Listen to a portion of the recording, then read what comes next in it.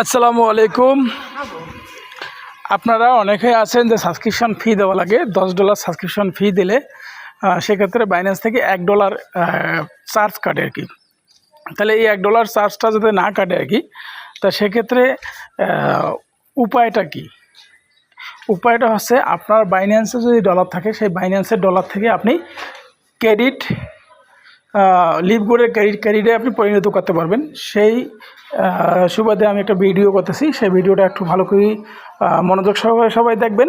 এবং ভবিষ্যতে যদি আপনাদের বেশি সাবস্ক্রিপশন ফি দেওয়া লাগে, তা সেক্ষেত্রে আপনারা বাইন্যান্সের ডলার থেকে আপনারা ডলার ক্রেডিট ওয়ালেটে নিতে পারবেন। আমি এই ধরনের একটা ভিডিও করতেছি আর কি।